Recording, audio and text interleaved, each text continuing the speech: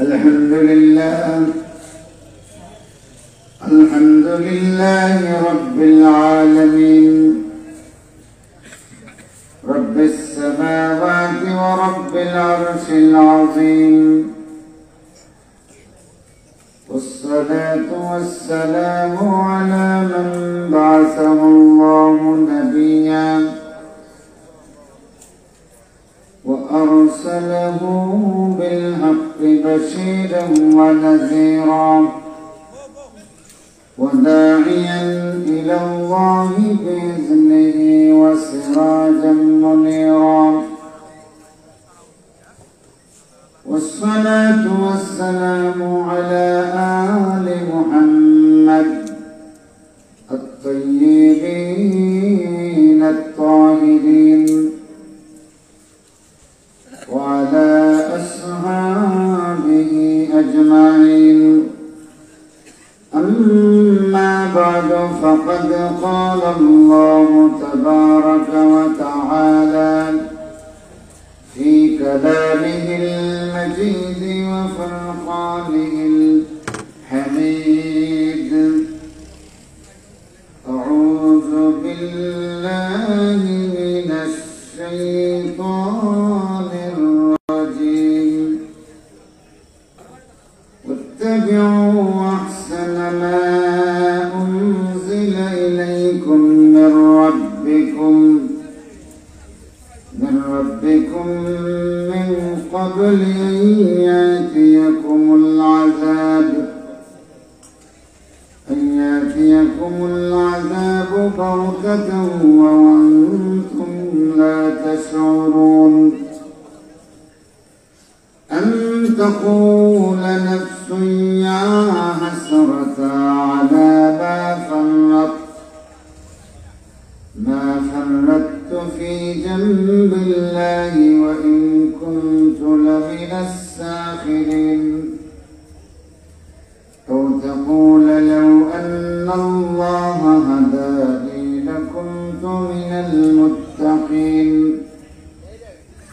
أو تقول حين ترى العذاب لو أن لي كرة فأكون من المحسنين.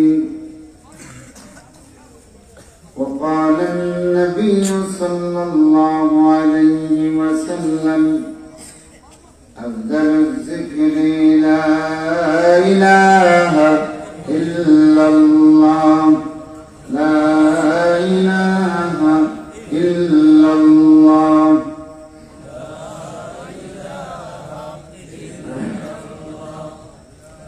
لا إله إلا الله.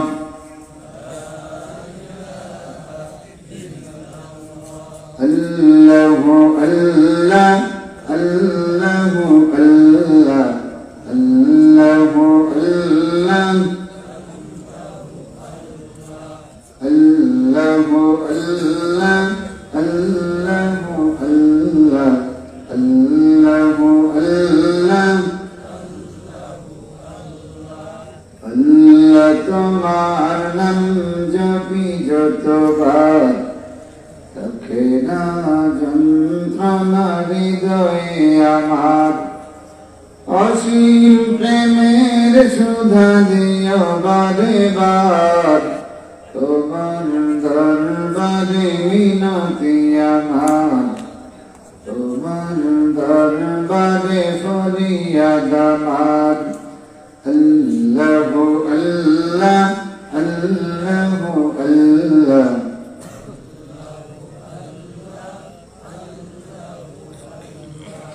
আল্লাহ তোমার কাছে কাঁদি যতবার, পাই যেন সান্ত্বনা হৃদয়ে আমার, অসীম দয়ার দাম দিও বারে বার, তোমার দরবারে মিনতি আমার, তোমার দরবারে মিনতি আমার।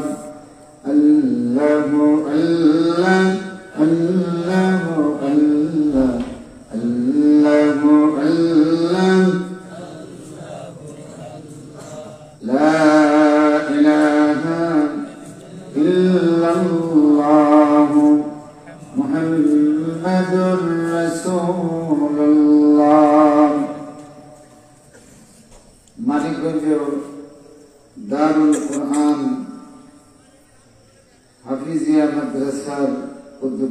আয়োজিত বার্ষিক এনামি জলসার সমাপনী অধিবেশনের সম্মানিত সভাপতি, পত্র মাদ্রাসার মুআজ্জাজ মুকাররম মুহতামিম সাহেব, মঞ্চে উপস্থিত দিগার উলামায়ে কেরাম, অত্যন্ত শ্রদ্ধাস্পদ মুরব্বিয়ানে আযম, যুবক ভাইরা, শিক্ষক মন্ডলী, শিক্ষার্থীবৃন্দ, পেশাজীবী বন্ধুগণ, শ্রমিক মজুর ভাইরা, পর্দার আড়ালের সম্মানিতা মা ও বোনেরা, আসুন আমরা প্রথমেই আল্লাহ পাকের শুকরিয়া আদায় করি। সকলে জবান খুলে জাগ্রত উচ্চারণে পড়ি আলহামদুলিল্লাহ। এই মাহফিল হলো আল্লাহ রাব্বুল আলামিনের কোরআনের ইলানের মাহফিল, কোরআনের প্রচারের মাহফিল, কোরআনের প্রসারের মাহফিল। সুতরাং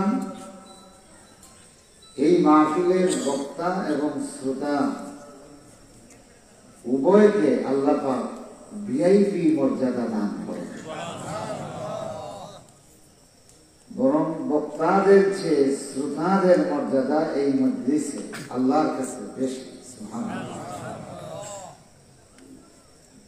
কেননা হাদিস শরীফের মধ্যে এসেছে শ্রোতাদের কথা, আল্লাহ পাক এদের কথা ফেরেশতাদের সঙ্গে আলোচনা করেন।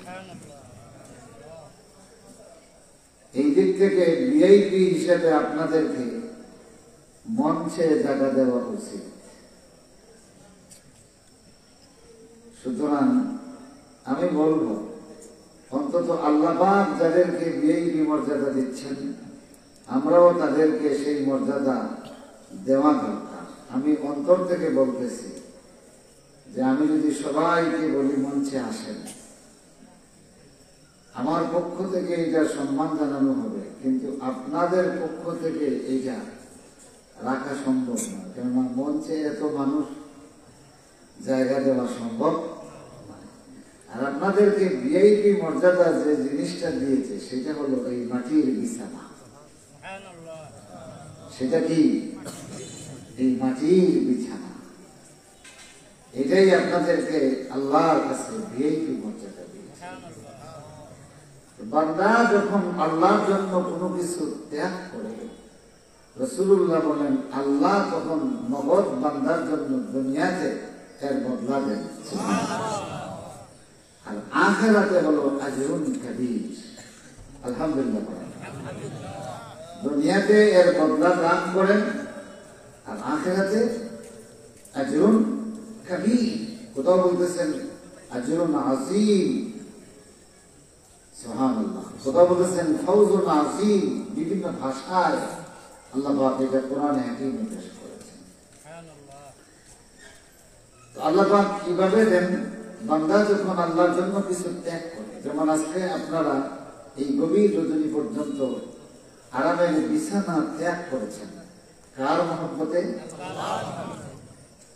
আল্লাহ মহব্বতে। আল্লাহ পাক যেন এই মহব্বতটা কবুল করেন সকলে। আর আমি যে আয়াতে কারিমা তেলাওয়াত করেছি, সেই আয়াতের তাফসীরেও আল্লাহ পাক বলতেছেন, বান্দা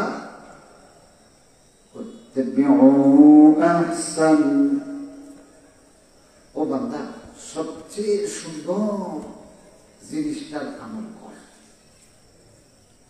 কিসের আমল? সবচেয়ে সুন্দর জিনিসের ইত্তেবা কর। কে বলতেছেন?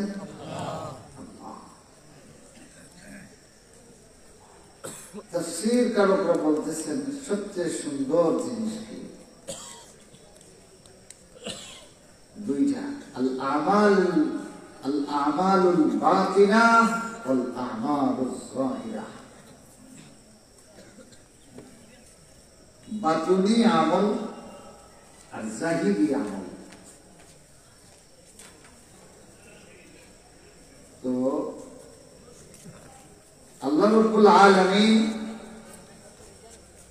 আপনারা এই শীত আর এই বিছনাকে ত্যাগ করতে পেরেছেন, তার অন্যতম একটা জিনিস, একটা বাতুনি আমল আপনাদের মধ্যে আছে। এখন বুঝছেন, এই যে শীতের দিন আরামের বিছনা ছেড়ে মাটির এই ছাটাইয়ের উপর বসে আছেন, যে জিনিসটা আপনাদের উদ্বুদ্ধ করলো সেটা হলো আপনাদের মধ্যে একটা বাতুনি আমল আছে। সেই বাতুনি আমল হলো মুহাব্বাতুল্লাহ, আল্লাহর মহব্বত। এটা আসেনি আপনাদের মধ্যে? মাত্র কয়েকজন বললেন, আর বাকি সবাই সিন্নি খাওয়ার জন্য নেই না, হাফিজুর রহমানের চেহারা দেখার জন্য। যদি এইরকম কোন কাজে আর থাকেন চলে যান, শুধুমাত্র বসে থাকেন তারা যাদের মধ্যে এই বাতুনি আমল আছে, যেটা মুহাব্বাতুল্লাহ, আল্লাহর মহব্বত কাদের মধ্যে আছে দেখি হাত দেখান। আমি বুঝতেছি শীতের রাত হাত নড়াচড়া করা এটা খুব কষ্ট। মানুষ সবসময় শীতের রাতে পকেটে হাত দিয়া চাদরে মুড়াইয়া থাকতে চায়। এই জন্য আমরা অনেক আগে ছাত্র জমানায় একজন কৌতুক করে বলেছিল সুরের ইন্টারভিউ।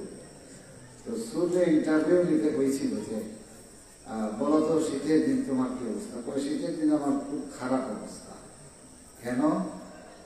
ওই যে সবাই প্যাকেটে হাত দিয়েছে, আর আমার তো গোলাপের প্যাকেটের সঙ্গে, সুতরাং ধোকা দিতে পারি না।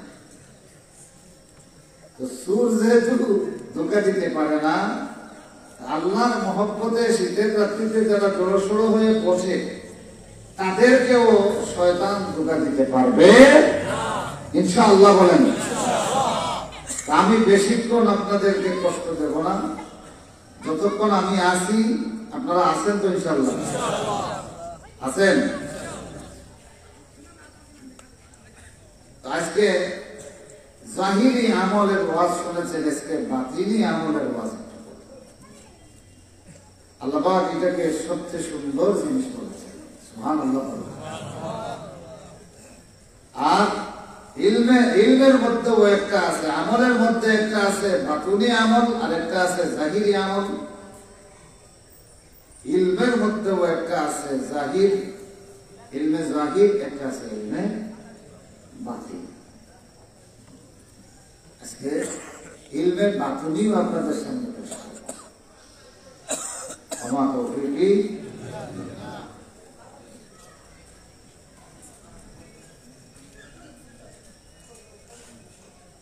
इल्म बातिन हम जो मिस्को इल्म जाहिर हम जो शीर कई बुवत बे शीर मिस्को कई बुवत बे पीरो पीर। কবি বলছেন ইলমে জাহির এটা দুধ, আর ইলমে বাতিন এটা মিস্ক। এটা কি মিস্ক? দুধে আর মিস্কে কোন দরবার আসেনি, বেজাল আসেনি? কথা বলেন না, বেজাল আসেনি?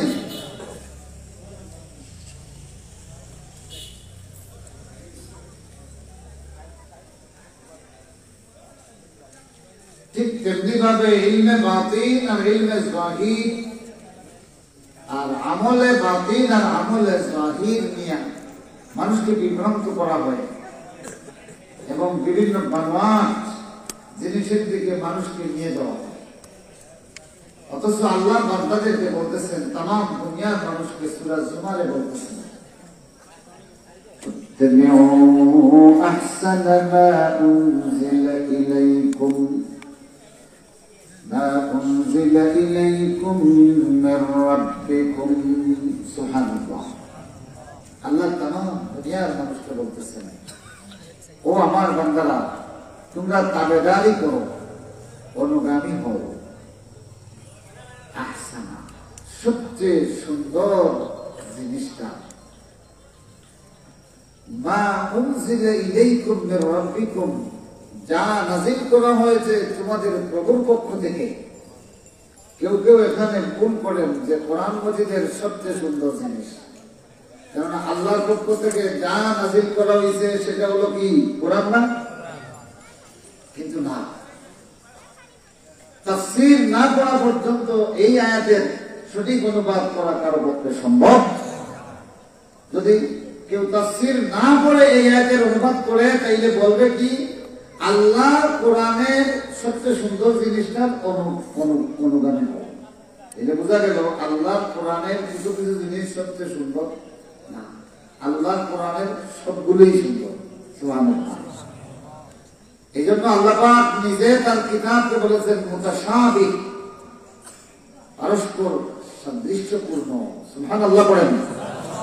কোরআনের বিসমিল্লাহকে যদি রজনীগন্ধা বলেন, নাস পর্যন্ত সবগুলি আয়াতকে রজনীগন্ধা বলবেন, কেননা প্রতিটি আয়াত থেকে এই গ্রাম পাওয়া যায়। সুবহানাল্লাহ।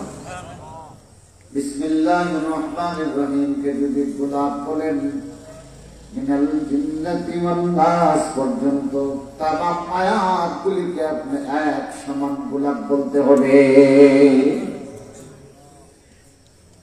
বিসমিল্লাহির রহমানির রহিমকে যদি আপনি মিসকে আম্বর বলেন, মিনাল জিন্নাতি ওয়ান নাস পর্যন্ত কোরআনের সবগুলি আয়াত থেকে এক সমান মিসকের গ্রাম পাওয়া যায়।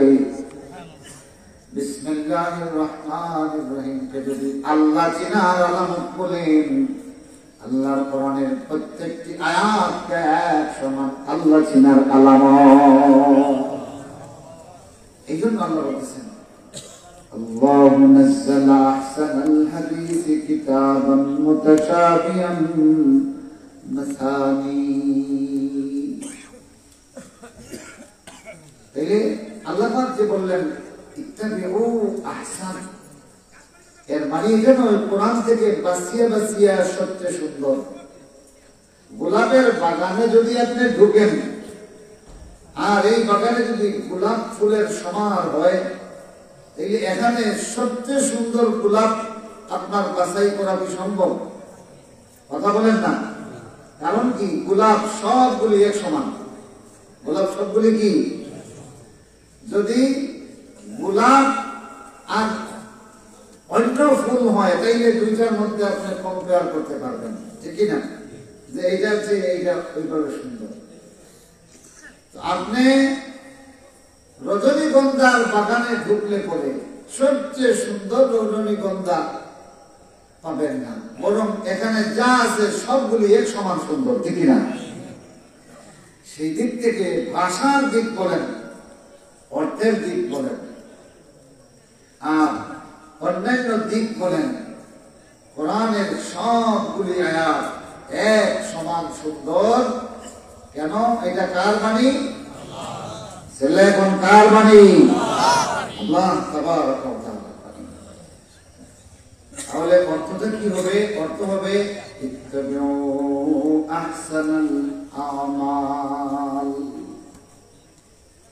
সবচেয়ে সুন্দর আমলগুলি অনুসরণ করো, যে আমলগুলির কথা তোমাদের রব কোরআনে নাযিল করেছেন। তাইলে বোঝা গেল কোরআনে যা করতে বলা হয়েছে আর যা থেকে বিরত থাকতে বলা হয়েছে সবগুলি হলো সবচেয়ে সুন্দর জিনিস। সুবহানাল্লাহ। এর তাফসীর করতেছেন এই আহসানুল আমাল এইগুলি দুই ভাগে বিভক্ত। কয় ভাগে বিভক্ত? আল আমালুল বাতিনা ওয়াল আমালুস যাহিরা। এই দুই আমল যদি করেন তাইলে আপনার ভিতর সুন্দর হবে, বাহির সুন্দর হবে। সুবহানাল্লাহ। এখন আসেন খুব শর্টকাট বলে দিচ্ছি। আল আমালে বাতিনা কোরআন মজিদে যেগুলি করতে বলা হয়েছে সেটা হলো এক নম্বর, মনে রাখবেন আপনারা, আল্লাহর মহব্বত। কার মহব্বত? কুল ইন কুনতুম তুহিব্বুনাল্লাহ ফাত্তাবিউনি ইউহিব্বুকুমুল্লাহ। আল্লাহ রাসূলের কিছু সাহাবী রাসূলুল্লাহর কাছে এসে বললেন, ইয়া রাসূলুল্লাহ, নাহনু নুহিব্বুল্লাহ, আমরা আল্লাহকে ভালোবাসি। ভালোবাসা যে কাজ, এটা জাহির না বাতিন? এখন বুঝছেন না? ভালোবাসা এটা জাহির জিনিস না বাতিন জিনিস? তো যারা এসে বললেন, ইয়া রাসূলুল্লাহ, আমরা আল্লাহকে ভালোবাসি, তাদের এই ভালোবাসা জিনিসটা রাসূলুল্লাহর কাছে জাহির না বাতিন? বাতিন। কিন্তু আল্লাহর কাছে এটা জাহির না বাতিন? সুবহানাল্লাহ বলেন। কেন? আল্লাহু আলিমুম বিযাতিস সুদূর, আল্লাহ তোমাদের অন্তরে যেটা নড়ে এটাও তিনি জানেন। তাইলে আল আমালুল বাতিনা, সবচেয়ে সুন্দর আমলের মধ্যে, বাতিন আমলের মধ্যে সবচেয়ে সুন্দর আমল আল্লাহকে মহব্বত করা। কাকে মহব্বত করা? আর আমাদের সমাজে বাজার পূজারীরা, তারা বাতুনি আমল বলতে বুঝায় জাহিরে নামাজ না পড়িয়া তার নামাজ কেউ দেখে না। তার নামাজ কেউ, এই যে নামাজ পড়ে এই নামাজ কেউ, তো ওটারে তারা ধরছে বাতুনি আমল। এই আমল করিয়া হে আল্লাহ পাকে যেটারে জাহির করছেন, নামাজের জন্য আযান সুন্নত, ইকামত সুন্নত, জামাত ওয়াজিব, ইমাম লাগে, জামাত লাগে, মসজিদ লাগে, এগুলি মুহাম্মদুর রাসূলুল্লাহর শরীয়ত কিনা? তাইলে যে জিনিসের জন্য আযান, হাইয়া আলাস সালাহ, হাইয়া আলাল ফালাহ, যেই জিনিসের জন্য ইমারত বানানো হয় মসজিদ, যেই জিনিস আমলের জন্য ইকামতের ব্যবস্থা হয়, যেই জিনিসের জন্য প্রকাশ্যে সবাইকে ডাকা হয়, এটা জাহিরি আমল না বাতুনি আমল? হয় না? জাহির না বাতিন? তো আল্লাহ যেটারে জাহির করতে বলেছেন, এইটারে যে বাতুনি করিয়া কয়, ওটা হইল কি বাতুনি আমল? এটা ফিরর খাম। তো এটা ফিরর খাম না শয়তানের খাম? কারে শৈতানে কুনি নামত ওয়ালি দরওয়ালি আসলামত দরওয়ালি।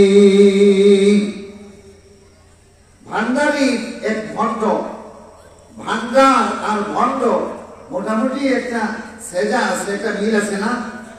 ভান্ডারি লিখতেও ভ লাগে আর ভণ্ড লিখতেও কি লাগে? অথবা না? তো এই ভান্ডারির এক ভণ্ড, সে গান বানাইছে কি? গান বানাইছে এরকম যে, পাঁচ ওয়াক্ত নামাজের কথা নাই রে কোরআনে, মারিফতের নামাজের বেদ প্রয়োজনে। তারা বিভিন্নভাবে ব্যাখ্যা দেয়, যারা পাঁচ ওয়াক্ত নামাজ পড়ে না অথচ বাবা বাবা পীর পীর করে চলে, তারা ব্যাখ্যা দেয় যে এরা বাতুনি আমল করে। আলহামদুলিল্লাহ বলবেন? বাতুনি আমলের মধ্যে সবচেয়ে সুন্দর আমলের এক নম্বরটা কি? আল্লাহর মহব্বত। যেরকম কার মহব্বত? আরো চিল্লায়ে বলেন, কার মহব্বত? আল্লাহ রাব্বুল আলামিনের মহব্বত। তো এইটা যার মধ্যে আছে, তার মধ্যে বাতুনি আমল আছে কিনা? সাহাবীরা বললেন, নাহনু নুহিব্বুল্লাহ। আল্লাহ বললেন, কুল ইন কুনতুম তুহিব্বুনাল্লাহ ফাত্তাবিউনি ইউহিব্বুকুমুল্লাহ। মহব্বত হলো গোপন আমল। এইটাকে তসদিক করতে হলে, আল্লাহর মহব্বতের বাস্তবায়ন করতে হলে নবীজির ইতাআত, কার অনুগত হওয়া লাগে? রাসূলের। আল্লাহ বলতেছেন, নবী আপনি বলেন, তোমরা যদি আল্লাহকে ভালোবাসো, তোমাদের অন্তরে যদি আল্লাহ রাব্বুল আলামিনের মহব্বত নামক গোপন আমলটা থাকে, ফাত্তাবিউনি, তাহলে আমি মুহাম্মদুর রাসূলুল্লাহর অনুগত হও, অনুসরণ করো। ইউহিব্বুকুমুল্লাহ, আল্লাহ তোমাদেরকে ভালোবাসবেন। সুবহানাল্লাহি ওয়া বিহামদিহি, সুবহানাল্লাহিল আযীম। ও ভাইরা, এক নম্বর বাতুনি আমল হলো আল্লাহকে ভালোবাসা, 2 নম্বর বাতুনি আমল হলো ঈমান বিল্লাহ। আল ঈমানু, আল্লাহর প্রতি যে আপনি আস্থা রাখছেন, এই আস্থা দুনিয়ার কোনো মানুষের দেখাইতে পারবানি, কথা বলতে দেখাইতে পারবানি। এই যে প্রত্যেকটা মুমিনের মধ্যে বাতুনি আমল আছে কি নাই? যখন আছে কি নাই?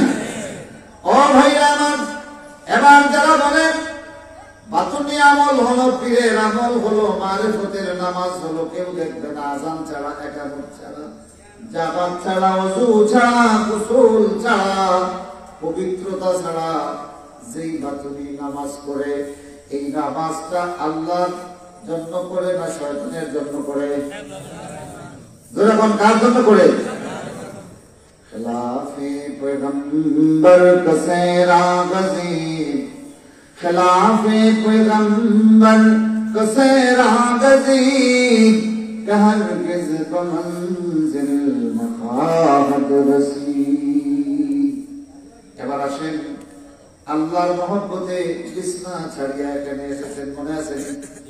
আল্লাহর মহব্বতে প্রচন্ড শীত উপেক্ষা করিয়া মাজলিসে বসে আছেন। আল্লাহর রাসূল বলেন, আল্লাহর মহব্বতে আল্লাহর জন্য যারা কোনো কিছু ত্যাগ করে, আল্লাহ রাব্বুল আলামিন তাকে দুনিয়াতে নগদ দান করেন, আখিরাতের জন্য আজরুন কবীর। সুবহানাল্লাহ, আরো জোরে বলুন সুবহানাল্লাহ। ও ভাইরা আমার, তার প্রকৃষ্ট উদাহরণ হলেন হযরত আব্দুল্লাহ ইবনে মুবারক রাহমাতুল্লাহ আলাইহির বাবা মুবারক রাহিমাহুল্লাহ। মুবারক তিনি খুরাসানের সবচেয়ে বড় জমিদারের উসমানুল মুহাদ্দিসিনে এই সহিহ রিওয়ায়াতটা এসেছে, এটা কোনো বানানো কাহিনী নয়। তিনি এক বাগানে চাকরি করতেন, মালিকের সঙ্গে তার কখনো দেখা হয়নি, অনেকদিন হয়ে গেছে। একদিন বাগানের মালিক বাগানে বেড়াতে এসেছেন, সাথে তার আরো অনেক বন্ধু বান্ধব। তো এই মুবারককে বলেছেন, যাও তুমি একটা টক আনার নিয়ে আসো, একটু শরবত খাবো গরমের সময়। উনি একটা নিয়ে এসেছেন, কাটার পরে শরবত বানানো হয়েছে, খাওয়ার পরে পান করার পরে দেখা যায় এটা মিষ্টি। বললেন, বললাম না তোমাকে একটা টক আনার নিয়ে এসো? আবার নিয়ে এসেছে, আবার শরবত হয়েছে, দেখা যায় মিষ্টি। স্বাভাবিকভাবে মালিক গুসা হওয়ার কথা, এই তোরে কে এখানে চাকরি দিচ্ছে? 2 বার আনলে, আমি 2 বার বললাম বেটা তুই কি দেখতে পালন করস? বললেন, যাবো না, মুস্তাকি মাফ করবেন, 12 বছর হয়ে গেছে আপনার বাগানে চাকরি করি, কোন গাছের আনার মিষ্টি আর কোন গাছের আনার টক এইটা কিভাবে বুঝবো? আজ পর্যন্ত আপনার বাগানের কোন ফল আমার জিহ্বা দিয়ে টেস্ট করি না। সাধারণ কথা, যে বাগানে চাকরি করে ওই বাগানে ঝড় ঝঞ্ঝায় কত ফল পড়ে, এই পড়া পাকা ফল এর রূপ সংবরণ করা কি চারটিখানি কথা? কথা বলেন না, চারটিখানি কথা। 12 বছর হয়ে গেছে, মুবারক বলেন জাহাপনা ক্ষমা করবে, কোন গাছের আনারটা মিষ্টি আর কোন গাছের আনারটা টক এটা বুঝবো কিভাবে? আজ পর্যন্ত আপনার বাগানের কোন ফল আমার পেটের ভিতরে যায় না। জমিদারের বুঝতে আর বাকি রইল না যে ये चीज बड़ी है मस्त मस्त। কথা বুঝতেছেন? যুবকরা খালি হিন্দি মস্ত হয়। এইখানে দেখো, ये चीज এমন একটা মানুষ, ইনসান বিয়াল লুলু ওয়াল মারজান, এইটা মানুষ যার ভিতরে মনিয়ার মুক্তায় ভরা। সুবহানাল্লাহ, আর জোরে করতে সুবহানাল্লাহ। এতে যার খোদা আছে, প্রচন্ড খোদায় জীবন বাঁচাইবার জন্য মরা গরুর গোশত খাইতে পারে, ঠিক কিনা? আর পেট যার ভরা, আপনি কুলাও দেখার পরেও আমি না, ঠিক না? ও ভাইরা আমার, আল্লাহর ভয় যার ভিতরে আছে, যে কলবের ভিতরে আল্লাহর ভয় আর মহব্বত আছে, যে কলবের ভিতরে আল্লাহর মুরাকাবা আছে, এটা সব সময় ভরা থাকে। তার সামনে কোটি কোটি ডলারের মনে মুক্তাও যদি থাকে, আমার বাইরা তার লালসার পেটে সামান্য মোচড় দেবে না। সুতরাং সবচেয়ে ধনীকে বলেন না, যে 10 টাকা পাইলেও চুরি করে, আর যে 10 কোটি টাকার সামান পাইলেও ভিতরে কোনো মোচড় দেয় না, সবচেয়ে বড় ধনীকে, যার ভিতরে লোভ আর লালসা বলতে কিছুই নাই, ঠিক না? লোভ লালসাবিহীন মানুষটাই হলো পৃথিবীর সবচেয়ে বড় ধনী। আল্লাহু আকবার। ও ভাইরাই, মুবারক 12 বছর ধরে তিনি ত্যাগ করেছেন কার জন্য? না মালিকের জন্য? ছেলে ঘর কার জন্য? একমাত্র আল্লাহর ভয়ে বিরসনগ্রস্ত মুবারক 12 বছর গেল, লোক সংবরণ করলেন, আল্লাহর জন্য প্রত্যাখ্যান করলেন। 12 বছর পরে আল্লাহ রাব্বুল আলামিন তারে বদলা দিলেন, যেই বদলা তিনি চাইয়া নাই। ইবনুল মুবারক সাকর বেটা, বাগানের চৌকিদার, জীবনে কোনদিন জমিদারের মেয়ে বিয়া করার স্বপ্ন দেখছেনি? কথা বল না। মুবারক এই বাগানে চাকরি ধরছেন, নৌকরি করতেছেন, চৌকিদারের চাকরি করতেছেন। এই বাগানের জমিদার পুরাতনের সবচেয়ে বড় মালিক, জমিদারের মেয়ে বিয়ে করার জন্য নয়, এক বাঁচাইবার জন্য, ঠিক কিনা? 12 বছর যখন এইভাবে লোক সংবরণ করলো, আমার আল্লাহ রাব্বুল আলামিন খোরাসানের সবচেয়ে বড় জমিদারি তার জন্য বরাদ্দ। সুবহানাল্লাহ। মালিক অন্যান্য কর্মচারীদেরকে দিলেন, যে একাকি জিজ্ঞাসা করলেন, এই মুবারক নামের ছেলেটা যা বলে তাকে সত্য? তারা বলেন, যে জাহাপনা, বিভিন্ন ঝড় যন্ত্রের কারণে পাকা ফল যেগুলি পড়ে, এটা আমরা বাড়িতে নেই, খাই, কিন্তু আজ পর্যন্ত মুবারকরে কোনো ফল কুড়াইয়া বাড়িতে নিতে দেখি নাই, অথবা খাইতে দেখি নাই। তাইলে ঘটনা সত্য? সুবহানাল্লাহ। ও ভাইরা আমার, খোরাসানের সবচেয়ে বড় জমিদার এবার ঘোষণা দেন, আমার উজির কই, আমার একমাত্র হাফিজে কোরআন, আলিমা সালিহা, আমার কন্যার জন্য আজ পর্যন্ত আমি কত জামাই দেখলাম, উপযুক্ত কোন দামান পাই নাই, অথচ আমার আল্লাহ আমার মেয়ের জামাইলে আমার বাগানে রাখছে। কে কোথায় আছো? ঘোষণা দাও। মুবারক ডাক দাও। ডাক দেওয়া হলো, বাবা রে, আমার হাতে আল্লাহ দেওয়া একটা বড় আমানত আছে, আমার একমাত্র মেয়ে, আমার এই মেয়েটা কৃপা করে তুমি গ্রহণ করো, আমি তোমার কাছে দিয়ে দিলাম। আল্লাহু আকবার। ও ভাইরা আমার, তরুণ গুলি, যুবক গুলি, 12 বছর জমিদারের চাকরি করলো, জীবনে কোনদিন এই মেয়ে, জমিদারের মেয়ে বিক্রয়ের জন্য আপনার আমানতদারি করে নাই। আমানতদারি করেছে একমাত্র আল্লাহকে ভয় করে, ঠিক কিনা? আমার আল্লাহ যখন দিলেন, একসঙ্গে আপনার রাজকন্যা আর রাজ্য দুইটাই আল্লাহ একসাথে দিয়ে দিলেন। সুবহানাল্লাহ বলেন। আল্লাহ দেননি, বদলা দেননি। আপনারা যারা আল্লাহর মহব্বতে শীত উপেক্ষা করিয়া এখানে আছেন, বদলা দেওয়ার দায়িত্ব কার? কিভাবে দিবেন সেটা আমি জানি না, তিনি জানেন।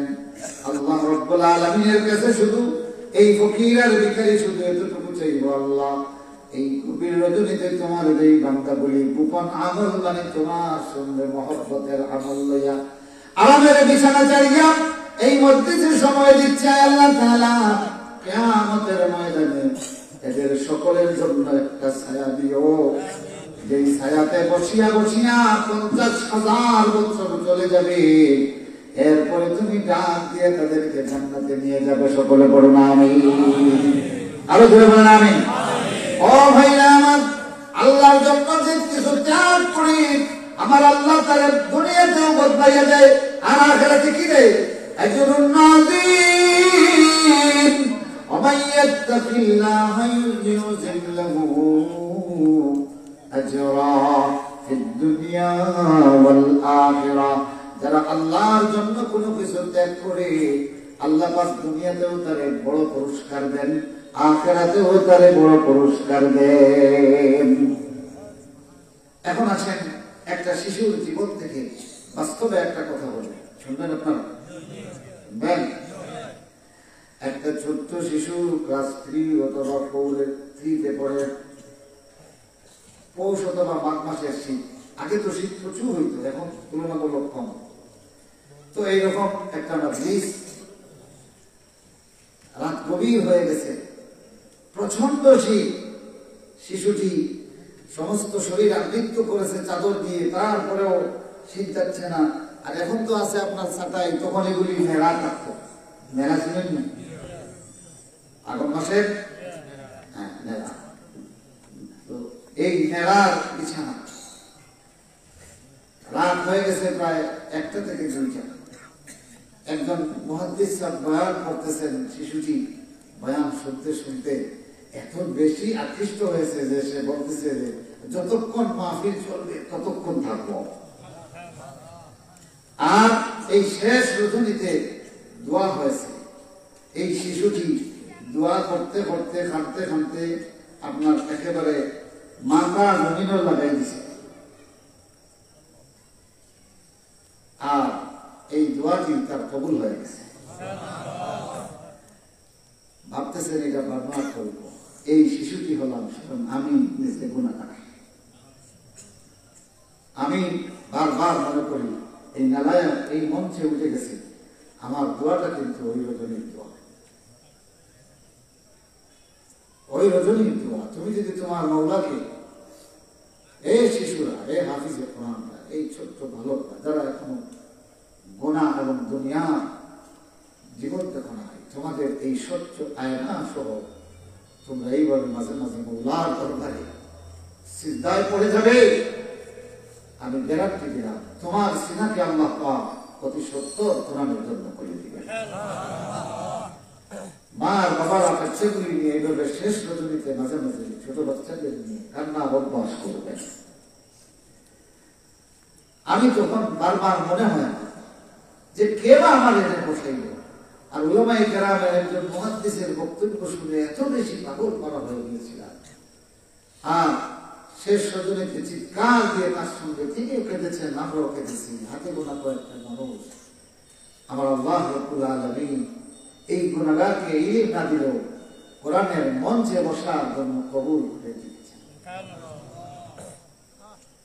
আমার ভাইরা, এটা নিজের জীবন থেকে এই জন্য বললাম, নিজের ফকিয়ত বোঝানোর জন্য নয়। আপনি আল্লাহর জন্য কিছু ত্যাগ করেন, আল্লাহ আপনাকে দুনিয়াতে অবশ্যই দিবে, আখিরাতেও। আল-আজহার ইউনিভার্সিটির একজন ছাত্র তার জীবনীতে লিখেছেন, আব্দুল হামিদ ওসাইয়িন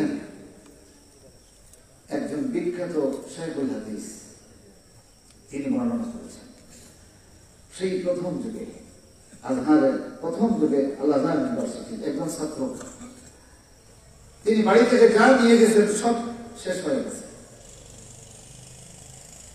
এইভাবে শেষ পর্যন্ত এত বেশি কবরতক শূন্য হয়ে গেছেন, 3 দিন হয়ে গেছে পানি ছাড়া তার কাছে কিছু নাই, শুধু পানি খেয়ে 3 দিন। এই অবস্থায় যুবক ছেলেটা পাগল করা হয়ে গেছে।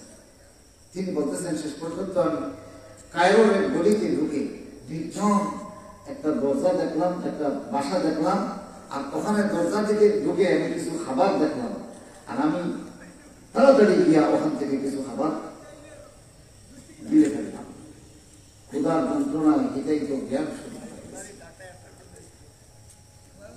এরপরে যখন আমি ভাবলাম যে আমার মনে হলো যে না, মালিক তো এখনো দেখতেছে না, মালিকের অনুমতি ছাড়া আমি তো ছুটি করে ফেলতেছি, আস্তাগফিরুল্লাহ, তখন আমি এটা রেখে চলে আসলাম। আজান হলো, মসজিদে এসে গেলাম, নফল সালাত আদায় করলাম। যতক্ষণ নফল সালাত আদায় করি ততক্ষণ ক্ষুধার যন্ত্রণা ভুলে যায়। নামাজ শেষ হলো, সুবহানাল্লাহ। ১ বছরে মসজিদের খতিব, মসজিদে আর কোনো লোক নাই, তখন ইশারা করে বলতেছেন ওই ছেলেটাকে দেখে তাকে নিয়ে আসো, তাকে নিয়ে আসো। ওনাকে নিয়ে আসা হলো। আসার পরে ওনাকে বলা হলো যে এই যে সবচেয়ে সুন্দরী মেয়ে, এই মেয়েটা আপনাকে স্বামী হিসেবে পছন্দ করেছে। এই মেয়েটা অত্যন্ত বড় লোকের মেয়ে, বিশাল বিত্তবৈভবের মালিক, আপনাকে স্বামী হিসেবে পছন্দ করেছে, সুতরাং আপনি রাজি থাকলে তাকে বিবাহ দিয়ে দিন। তিনি চিন্তা করলেন, নেককার এক মহিলা যেহেতু, জাতু জামালিন ওয়া হুসনিন ওয়া মাল, সৌন্দর্যওয়ালা মালওয়ালা এক মেয়ে যেহেতু আমাকে পছন্দ করছে, আর আমারও আর কোনো উপায় নাই, সুতরাং আলহামদুলিল্লাহ বিয়ে হয়ে গেল। মহিলা তাকে বাড়িতে নিয়ে যাচ্ছে, পথের মুসাফির।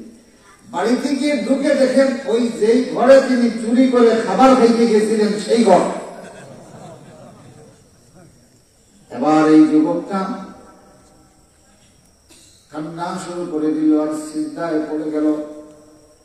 এই মহিলা বলতেছে, প্রিয়তম স্বামী, আমার কাছ থেকে কোনো গুস্তাখি হয়েছে নাকি? মাথা উঠাও। অনেকক্ষণ পরে মাথা উঠাইল। স্ত্রী বলতেছে, প্রিয়তম স্বামী, অনেক কিছু ত্যাগের বিনিময়ে তোমার মতো একজন স্বামী আমি পেয়েছি।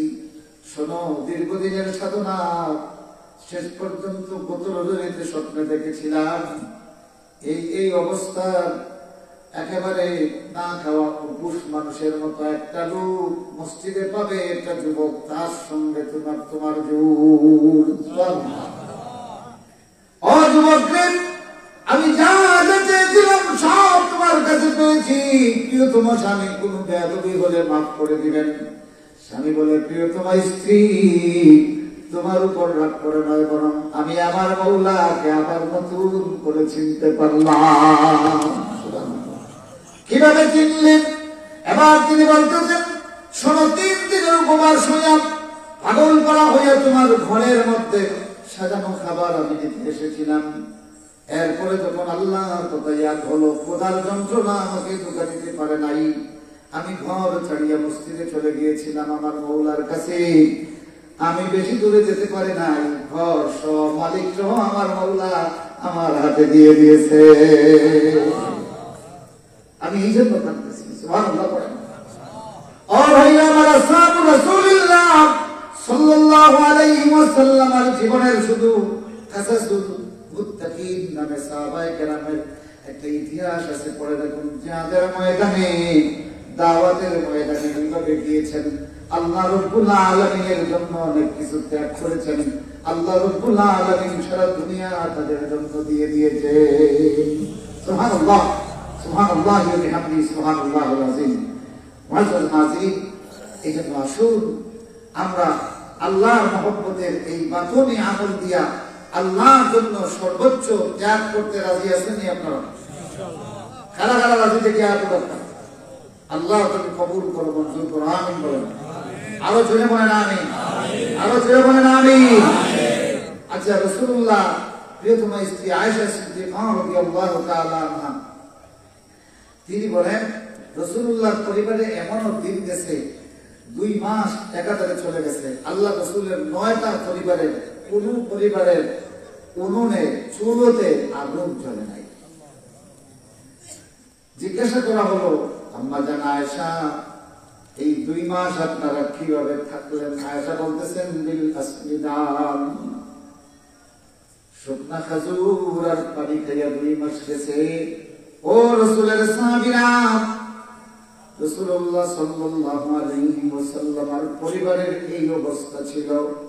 তার মানে এইটা নয় মদিনার মানুষরা নিজের পেট ভরিয়া খাইছে আর আল্লাহ রাসূলের পরিবারের উপরে এইরকম না। ও মাগুলি বোনগুলি শোনো, ও ভাইয়েরা শোনো, মদিনার মানুষ অধিকাংশ ছিল 3 জন ছাড়া বাকি সবাই ছিল ফকির, বাকি সবাই ছিল ফকির।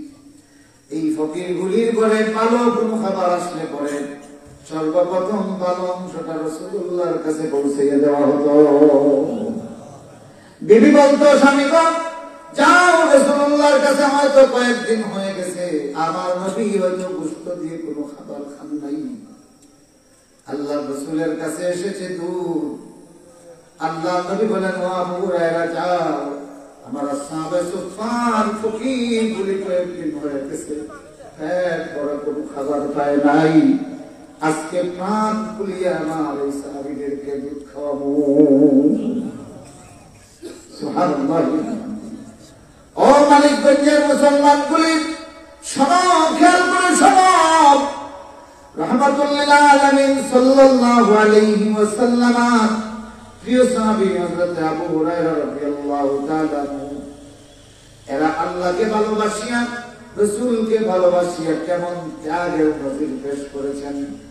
আবু হুরায়রা রাদিয়াল্লাহু তাআলা রাসূলুল্লাহ ওফাতের কয়েকদিন অনেকদিন পরে, মদিনার অবস্থা তখন খুবই ভালো, মদিনার অধিকাংশ মানুষ সচ্ছল হয়ে গেছে।